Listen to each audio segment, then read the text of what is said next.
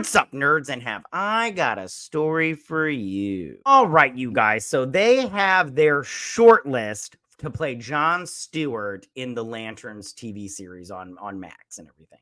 And I just did this story about them casting Hal Jordan, and they cast Kyle Chandler, which is, fine, whatever. It's like, it is what it is. And so now we've got these two gentlemen right here, and we're going to talk about that. Let me pull up this article real quick from Hollywood Reporter. Now, who are these people? So we have Aaron Pierre and Stephen James. Okay. And we'll just talk about them in just a little, but let's talk about Stephen James first, because I feel like he's the one that's less known. Okay. So Stephen James has been in some movies, but I have to be honest with you. I haven't seen any of the movies that he's been in, and if I have, I do not remember him. But I would think that most people might know him from If Beale Street Could Talk, or Beale Street, I don't know, which was by Ryan Coogler from Black Panther. And I never saw that movie, but, a lot of people say it's good. So he also was in Selma. I also didn't see Selma, but people tell me it was good. Great. As far as everything else goes, I don't remember seeing him in fact, I can tell you right now, I've never seen a movie that he was in. I never saw 21 Bridges. I never saw, Babes. I never saw any of that crap. So I don't know what he's like. Now let's switch over to Aaron Pierre, because this seems to be a lot of people's favorite for the movie or the TV show to pick for Jon Stewart. Now, is this a good choice for Jon Stewart? That part, I don't know if it's a good choice for Jon Stewart, but we will see. Now, he has recently been in Rebel Ridge on Netflix. And let me just tell you right now, I saw that movie on Netflix, Rebel Ridge, and it is good. And he does a great job in it. It's very action-packed. If you're interested in that kind of thing, then you'll like that movie. But it's very good. But he's been in other things also. He was in Old, the M. Night Shyamalan movie, which I thought he did a great job in that movie. I really liked his performance. He was that rapper. I can't remember what his rapper name was in that movie. Sorry, I should have looked it up. But then he was also in Krypton. I forgot he was in Krypton. Now, I personally liked the movie Krypton. I thought it was very good, but it got canceled after 2 seasons. I think it was just because the viewership was just so bad. But he had a smaller role. He wasn't the main guy, but his role he was good in.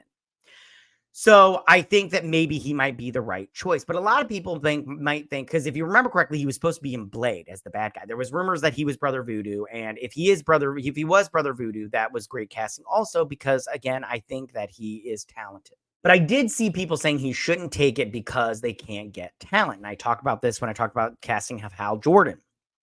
They can't really get, these prestige actors like they would in the True Detective shows. For instance, they got, Matthew McConaughey in that first season, and he's great.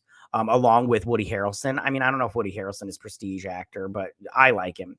And then recently they got Jodie Foster, so it just makes me go, can they, does DC have a problem with casting these prestige actors? And, is that going to hurt them if they cast these, these like Aaron Pierre, who's good, but he really is like, when you think of prestige, you don't think Aaron Pierre. Let's just be honest. And I just go, but at the same time, I go, let's see how this turns out. Because again, I've said it before, I'll say it again. When they announced all of the phase 1 Gods and Monsters projects, Lanterns was the one I was most excited about. And I do want to see where they go from here. And I do think that this will be, and I do think that Jon Stewart will be the Green Lantern that will end up in the Justice League at the end of the day. And it'll be interesting to see what they do here and where they go here. Just do the green archetypes. What are they called? Shoot, I can't remember what they're called off the top of my head either. Brain fart.